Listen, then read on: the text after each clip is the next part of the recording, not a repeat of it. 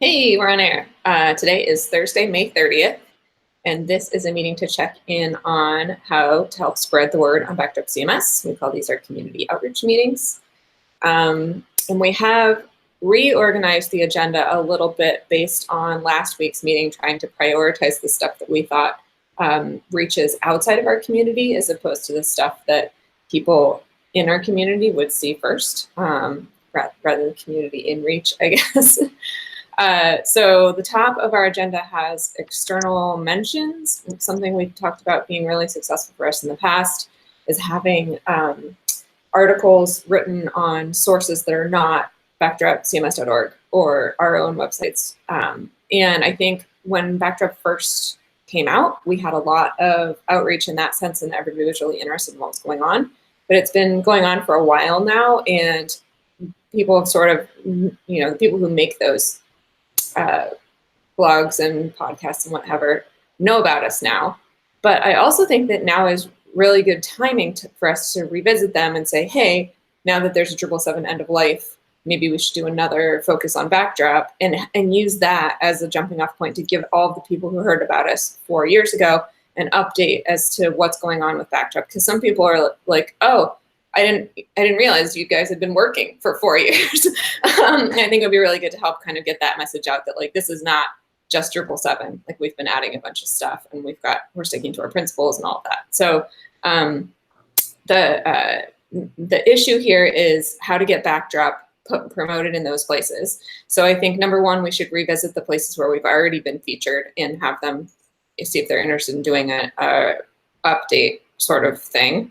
And then the other one, and I looked at this issue we have on the backdropcms.org queue, it's issue number 126, is how do we find out about these places that are outside of our reach? We don't have any suggestions there as to places where we might want Backdrop to appear that hasn't appeared yet. And I don't have answers to that. That's something that I think we could definitely use help with in terms of like, are there open source blogs, or are there like tech blogs, or are there things that might be interested in that aren't CMS specific, or I don't know, like, I don't know how to find them. I don't know which ones would be valuable for us. I think this is kind of this is a question that's like for someone who thinks about this picture much more broadly than I do. But I would love to kind of put someone on that and try and figure out like where in the world should Backdrop be seen, rather than just like in the spheres that we know. We can obviously reach out to all the people we know, but like the point is to get outside of that. So just if anyone has any good, Luke, I think you might be more in tune with the outside world than the rest of us. If you have any ideas about stuff like that, let us know. I think we also might have other friends in the Drupal community or the Backdrop community that do more work with other systems that might also be familiar with, where you get your tech news. Maybe they have good ideas. So if we could all do a little like in reach to see if there are people that can help us with outreach, that would be good too. All right, and that's in issue 126. Yeah, there's like 3 bullet points, and then there's like, what else do we do? And I think it would be great if we could get an actual list of places where we want Backdrop to appear. And that could be once, right? Like, we once had a podcast on Lullabot or whatever. But it also could be like maybe every 2 years we recontact these people and we're like, hey, do you want to do an update? And sort of have an ongoing relationship with these news sources. So. Yeah. Well, I'll throw out just like one big, broad group of sort of possibilities. It's not sort of CMS related, because CMS is either us or competitors, right? Right. It strikes me that there's a huge amount of energy around front end development, and that's where like the JavaScript community in particular, and those various things, and those are the ones that need a CMS, and that would be customers and partners for our particular product if it occurred to them, but they don't run into us. So I mean, I know of a bunch of podcasts and blogs and things like that for related communities that let me put together a list. I'll throw it into issue 126. Yeah, that would be great. I also think like there might not be anyone on our team who's super into JavaScript development and stuff like that right now. But it would also be interesting to get someone who had that perspective about like, what do you hate about working with the CMS, and can we make Backdrop more attractive to that audience? I'd be really interested in that. I know Nate's done a lot of work on the like internal JavaScript of Backdrop. The kind of things I've seen front-end developers do does not work in a CMS environment because they tend to break everything that's already there. So if we can figure out a way to like build a system that was better for what they wanted, I think that would be huge. Because I do think you're right. Like there's a lot of front-end developers who like build static sites and then they get to the limit of what that can do and they need something more dynamic like a CMS, but then they have a really hard time taking their like existing knowledge and trying to like not break all of the stuff that Backdrop's doing on the front end, or Drupal in particular. Or better. But that would strike me as a particularly fertile ground, because like the hardest part for someone that doesn't have experience in doing a Backdrop or Drupal site is the front end, right? Like you can figure out the CMS part to a reasonable extent. It's user friendly, but once you get to the front end layer, it's scary, dangerous world.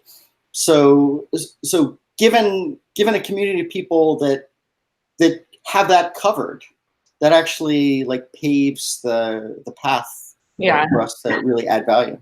It is kind of the entry point. Like a lot of people will install it and like click around. And then the part where you decide whether you're going to commit or not is if you're like, okay, can I make this look different? That's like the first step. Like my first entry into being a developer, at least in Drupal, I was trying to do a theme. And I think a lot of like existing core developers came to it by being a front-end developer first. And I think that that's an area that, I spent a lot of time working on in Drupal 8 to try and like reopen that entry level ability for people. I would love to revisit that today from what's going on with the front end today. Because I think what's happening in the front end world today is very different than what was happening 5-6 years ago when we revisited that for Drupal 8. So I'm a little concerned, like there's not much we can do in the 1.x cycle without breaking stuff, but I would be interested to see, like at least hear from them, like what are the things that you want from a CMS, and see, like, because I'm also a little concerned that their answer is going to be like, I want a headless tool. And then we're like, yep, not for you. But yeah, I think it would be interesting to see if we can kind of stick those two worlds together a little better. Yeah. And I mean, they're semi-related. I think it might also be interesting to I'll put together. There's a few sort of recent competitors in CMS world that aren't like the old standards that are a little bit closer to our world, that have fields, that have graphical administrative interfaces where you don't have to do all the configuration in code. So let me. I'll toss those into issue 124 also. Okay, sounds good. All right, so I think there is a to-do there on reaching out to places where we have already done articles or blog posts, like in maybe the first year of Backdrop CMS coming out. And I think most of those are in our external mention section on backdropcms.org. I'm not sure all the podcasts are up there, but it might be good to be a sanity check to make sure they get up there if they aren't, and see if any of those people want to revisit with a Drupal 7 end of life perspective, chatting with Backdrop people. And I think also it would be good to get more voices. Like I think initially Nate and I did a lot of those podcasts and articles and stuff. And I think it would be good now that we have more of a community to involve more people in that outreach effort. So if there wants to be a podcast, making sure we have like a adopter, a client, a user, site builder, I don't know, somebody who's not Nate and I in that conversation, I think would be good to answer some of the questions about like, why did you choose Backdrop? And do you have any Drupal 7 sites left? Stuff like that, I think would be valuable to include in the conversation. Okay, and then the next item on the agenda is advertising. So since our last meeting on outreach, I think I mentioned that I did a little cost analysis for Google Ads, and we can't compete against like Pantheon Acquia for the term Drupal. But if you look for very specific terms like Drupal 7 end of life, or Drupal 7 alternative, or Drupal 7 migration, there are much more affordable sets of more specific keywords that I think will get us more to the people that we're after anyway. But I think all of those ad campaigns are still going to be like $100 to $200 a month. And that's like a lot of money for Backdrop, where that's very little money for something like Pantheon and Acquia, who have advertising budgets. Right now, we don't spend money on anything. So if we were to contribute, like all we pay for is hosting, if we were to contribute that much money, that like doubles our annual budget. And so I think before we commit to making these payments, or maybe like soon after we commit to making these payments, we need to figure out where this money is going to come from. And I was thinking that we have some options like setting up Civi CRM, trying to figure out how to actually do a campaign, reaching out to our sort of grassroots people. But I also thought, like, because Google Ads is something that could be co-sponsored, we might reach out to hosting providers or other people that might pair nicely with Backdrop, I don't know, like front-end development shops or something, where we might want to do it together, where we'll be like, build your next site on Backdrop, hire us to do your information architecture, whatever it is. Could be something that we could get sponsored by someone as well. I did have a recent conversation with Pantheon about, Drupal 7 end of life, Backdrop being more viable, them not having to rebuild their infrastructure to support it, all of this stuff. And it still feels kind of like a non-starter, sort of like it did, 2 years ago when we talked to them about it initially. But I don't think that that's, it has to be that way with every partner. Like, I think we could talk to more people. I haven't talked to anyone other than them because I've got friends there. But I think it still might be something worth pursuing, is finding like a big sponsor who might be able to do all of that for us. We did also have in the advertising question last week, somebody, I don't know, Peter, if this was you, who recommended Google Ad Grants. I think maybe it was Laren, I don't remember, where you can get a bunch of advertising money or credit, I guess, that you can spend via Google Ads to spread your brand or your goals or whatever it is. But there was a specific exception in there that raised red flags for me. I don't know if this is for sure us or not, but it said something about, like, if you're not a nonprofit on your own, but you're part of a 501c3 that's like a sponsor for you, then you don't qualify. That's what we are. So we would need to dig into that and see like what the very specific conditions are to see if that's something we can apply for. And I don't know who's editing the agenda, but they also recommended we talk to Software Freedom Conservancy, because they might also have experience in this area, specifically how you advertise open source software outside the reaches of what that community usually does. And see if they have any recommendations on whether Google Ad Grants specifically is going to work, or maybe there's something else that they have used in the past that would work for us as well. Let's see. Another thing I looked into was Facebook gave me $5 of free advertising credit. And I know, like, the PMC discussed about it and deliberately decided that we did not want to give money to evil empires. But I used their free money they gave me just to see what it would work. And we did get a ton of impressions. A ton of people liked the Backdrop page, and it grew our Backdrop page volume to now like 2 times the size of our mailing list. So I definitely think we should continue to use Facebook, but maybe I don't think we should pay them. I have very conflicted feelings about this. But yeah, because we have, a larger following already on our Facebook page, I think just doing our normal sharing of content there is going to be more valuable. Thanks for the $5 free and the 400 free people we got for that, whatever it was, the people that instantly joined up. But yeah, it's definitely something I think we should consider. It is unfortunately very effective to spread the word via Facebook. Yeah, so just things to think about. The next section of our agenda is about social media. It used to always say tweets. Now it says tweets and Facebook. What should we be talking about this week? Last week, we started really heavily trying to push, or I guess it was 2 weeks ago, the fact that Backdrop is Drupal 7. So I think there's also a misunderstanding about how similar it is. People seem to think because it has a different name, that it's going to require a lot of work to move to a different piece of software. So I think we did a pretty good job of that initially. I posted some of the same things on Twitter as we did on Facebook. We used to have a thing where what tweets would like automatically feed into Facebook, but Facebook didn't like that, so they turned it off. So now we have to like manually do it in both places, which is a little unfortunate. But I think that we should keep pushing that angle. Also, this week we should push Minicamp a little more because it's next week. So just letting people know that it's coming up would be good.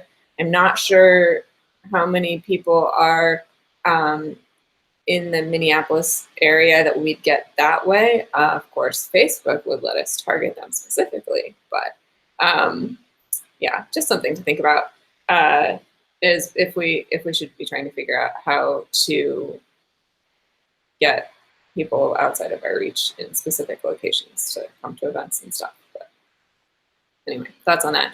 Is there anything other than Minicamp and Backdrop is Drupal 7 that you think we should be pushing this week to social media? Relevant things going on in the world of Drupal that might be useful? No? Okay. That's been pretty quiet in Drupal this week, which is nice. Okay, next section is YouTube. Obviously, the more short little snippets of things we can share on social media that show people, the better, but it's hard to commit to doing a video regardless of its length. But I think anyone does anything cool, post a video. I noticed, Peter, you posted a video the other day of contributing to core, picking an issue and doing it. It was really long, but I still found myself, I watched almost the whole thing. I think that kind of thing is really useful to people who might be hesitant about, I don't know if I can do this or not, just to have it on and let it run and be like, oh, I saw every step of the process. I feel like I can do that. I know how to use the issue queue. I know how, read the comments. Anyway, I thought it was really useful to have all of that detail in there in sort of a longer form too. So anyone wants to turn on a screen share and just let it run for a while they're doing some normal day-to-day work, I thought it was really valuable. I'll just say that I think, given the way things are going, one of the major outcomes of the Minicamp is hopefully a handful of videos on topics. So as we're thinking about the agenda for the day, I think we should be thinking about what are some things that we might, would work good on video, and if this would give us an excuse to get a video made. Yeah, it's a great idea. So, yeah. So if there's anyone watching this who has something they very specifically want a video of, let us know, because we can chat about that afterwards and figure out if we can get a session or something at Minicamp on that topic. So one of the ideas I got from watching Peter's video is how to write tests for core. This is, again, something I don't think super useful in like day-to-day work for everybody, but I do hear very frequently, and I also feel the same way. The way tests are written in Drupal and Backdrop core is very different from the way everything else is written. So even if you're like a competent developer, the test world is like kind of a whole nother beast. I did one video already on how to port a test from Drupal 7 to Backdrop, which I think will be helpful for people. But I thought maybe another one of like just how to write a test. And because we're going to be doing that a lot for core issues, that's the kind of thing that you could turn on a screen share and just do it all. So that's kind of a note for me. But there's a couple of other things on here that people have been curious, like how to port layouts from a Drupal 7 theme, how to update a Pantheon site, which is a little different. I feel like I tried to do a video on that. I don't know what happened to it. And anything else anyone wants to see, especially if it's like a short 5-minute thing that we can share on social media, that's good. I did recently go through our YouTube channel. We have a whole bunch of, I don't know what they're called, whether they're all channels or categories or whatever, and tried to add a bunch of our like more recent presentations at different events to the like featured presentations channel. But there's a whole bunch of stuff in there that doesn't have a lot of content. So if anyone like wants to make how-to videos, there's a whole section for tutorials that only has like 3 or 4 videos in it. So there's, I think, a lot of room there for creating content. We just have to make it. Can I just quickly add too? I posted some notes in Gitter. I was recently looking at the page views on various backdrop, like meeting YouTube or our virtual user groups, and the numbers aren't extremely high, but they were higher than I thought they were. So, I mean, I'm just trying to open it up right now to see some examples, but there are definitely like hundreds of views for some of our meetings, which is more than I would have expected. So there is, and think about if the content were a little bit more appealing, that I think there is an audience there. I don't know how accurate those numbers are either. But.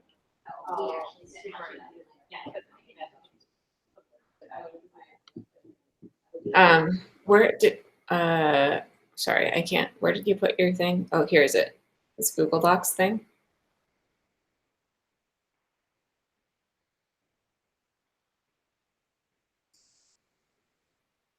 No.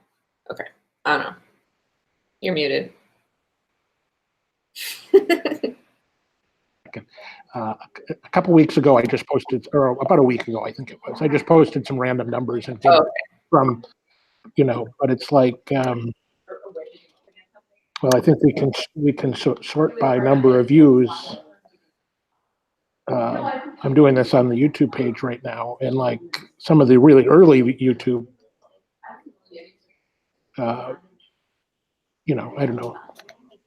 Well, here's a video on making pull requests for backdrop from 5 years ago that has 385 views. That's not much, but. Yeah, I think we need to be careful with the earliest ones too, though, because they've been up longer. That might be why they have more views. But it would be good to revisit some of those, like the layouts video. I know that one's super popular, and that was like before we had the Bootstrap layouts in Core. So it looks very different than what you'll get today if you use Backdrop. So I think revisiting some of those might be a good idea. But I think just the fact that like a meeting from just 6 months ago has 50 views, that isn't. What did we talk about in that meeting? Well, right, but there's nothing in the title that says that, and but the fact that many people are watching these, at least portions of these meetings, surprised me.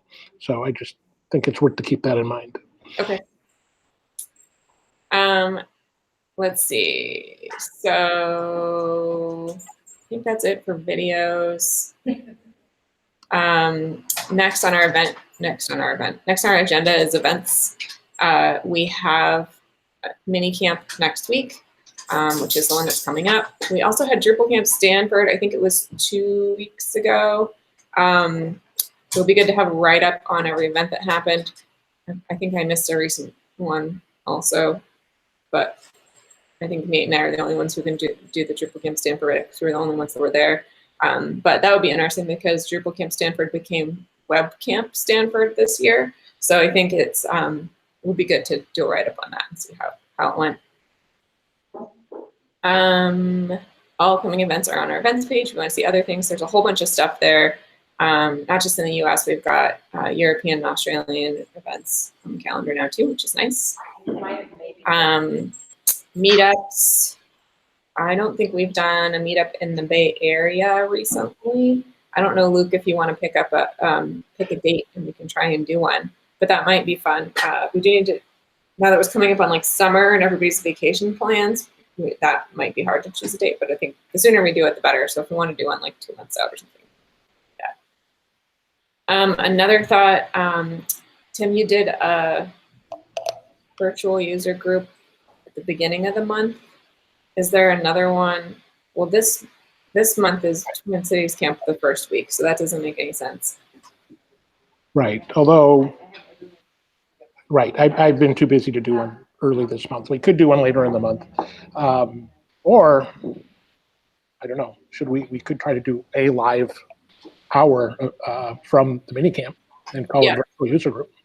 We did that before. I think 2 years ago at Drupal Camp Stanford, we did a broadcast like this that posted to YouTube immediately afterwards, and it worked out okay. They had great internet, so that was good. I think the internet at the venue for Twin Cities Camp has always been good too. So that's an option. We do that. We did it.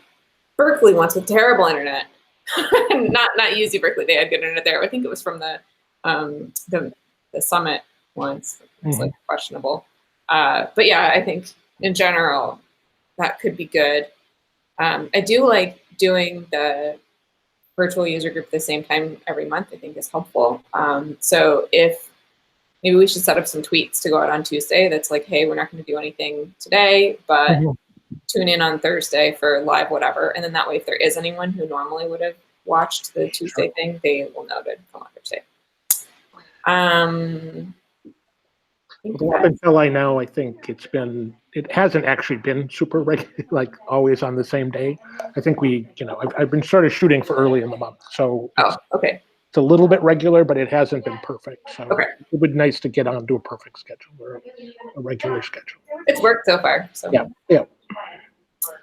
I think that's it for meetups. Next is our website, and there's been a whole bunch of work on the website lately, which is great. We have sign up for a mailing list checkbox is not quite implemented. We've got all of the new forms up, and I think I tried to launch the new theme stuff on the forum site too, so we should have the big black sign up box there as well as on the main site. I reworked the module that added the checkbox so that module could be set up on the forum as well. So until we get our single sign-on working with Backdrop's main site, we still have that checkbox so people who are on the forum can opt into the mailing list there. But that needs to be tested again now that we have all of the Backdrop sites moved on to the new server. Is there still a domain name that points at the old server? We don't know. There are, no, not that delivers an actual site. Okay. I was just trying to figure out how to get a test site that could like connect to MailChimp for testing without having to deploy the Silverlive site. Oh, so you want a dev environment and you were hoping that you'd use the old server for that Yeah. purpose? Oh. Yeah, that could be done. I mean, we really need a dev environment anyway. So maybe we should just set that up on the new server or set up a new server that's a copy of the current server or something. Just because this is going to happen a lot. The more complicated we make things, the more we're going to want to test them in safe places. Yeah, I'd like to tear down the old server, really. Like it's ancient, like it's running a very old version of PHP. I think it would be better off if we copy got rid of that. We could just copy the new one, like copy the entire Linode instance, and then just point new domains at edit. Yeah, that could work. Yeah. If you wanted to, oh wait, this has to do with MailChimp. Yeah. Does it need to actually connect to a live site? Is that the? So the part I want to test is the site sending the email address to MailChimp and then checking the MailChimp list to see if it got added. And so there's like a handshake that happens there between the site and MailChimp. I don't know exactly how that works, but I know it doesn't work from my local site. So I'll look into it and see what the specifics are. I'm sure we can set something up somewhere. Or we could test it on the forum site where nobody knows about it yet. Something like that. Okay, anyway, let's see. So we're working on that. Module themes and layouts page needs another rebase. We've done a bunch of work on the main site since then.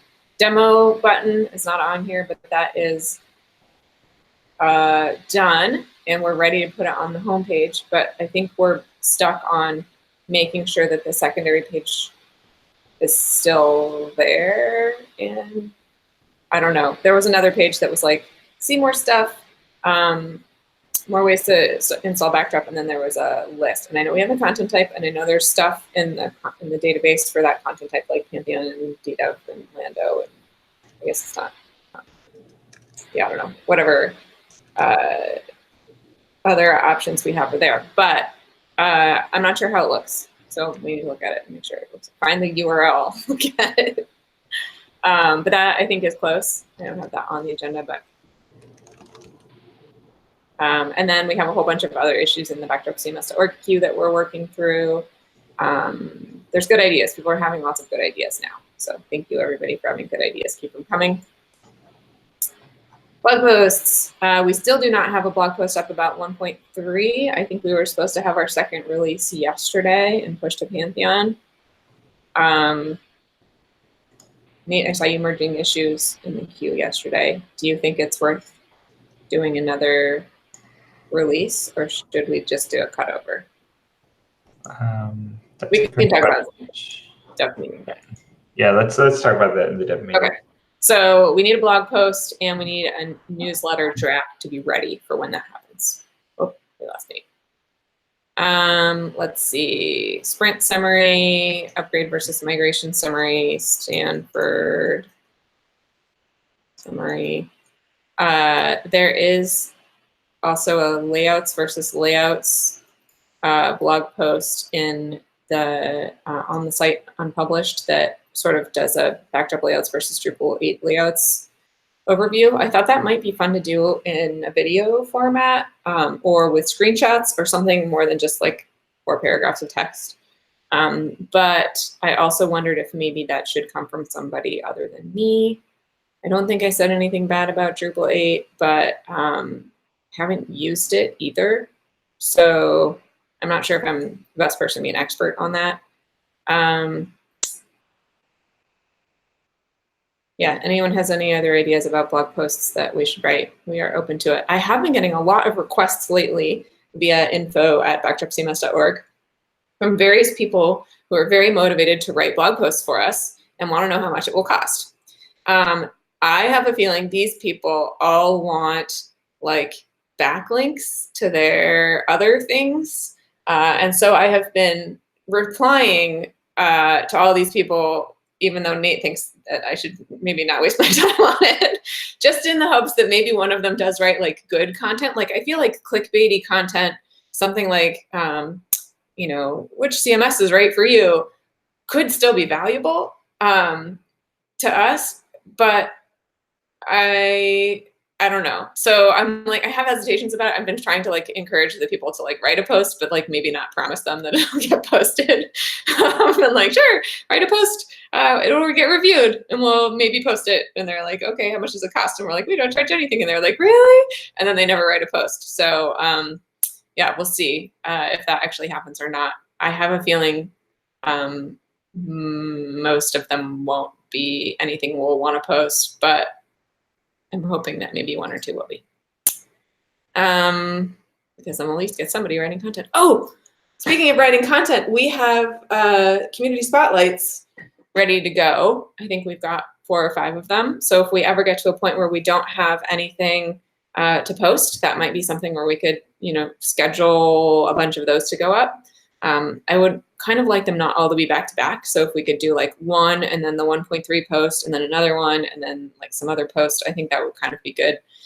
Just so it doesn't look like we posted a whole bunch of those right away. Also, I'd like them to last more than 5 weeks or 5 posts, which would be nice. All right. Anyone have anything else they want to talk about for backdropcms.org? We already talked about the newsletter.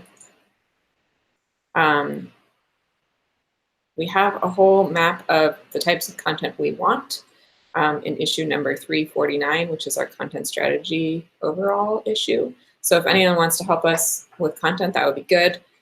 There's also, of course, a ton of issues in the backdropcms.org queue relating to outreach because we don't have a dedicated outreach queue. So if you want to take a look at that and jump in, we would love help on all of that stuff too. Words are hard. So. All right. What was that issue you just mentioned? I don't see it in the agenda. 3, 4. It's the very bottom link. It says content strategy map 349.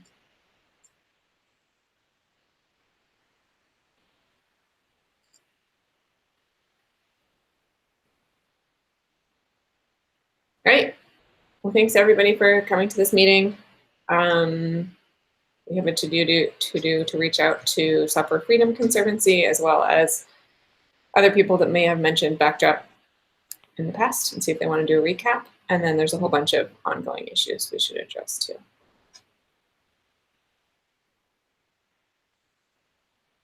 Super. Right, so we meet again in just over 10 minutes to talk about weekly development tests. We'll see you then. If not, 2 weeks from now. Oh wait, 2 weeks from now. That's right. 2 weeks from now, we'll have another meeting. Okay. Bye, everyone.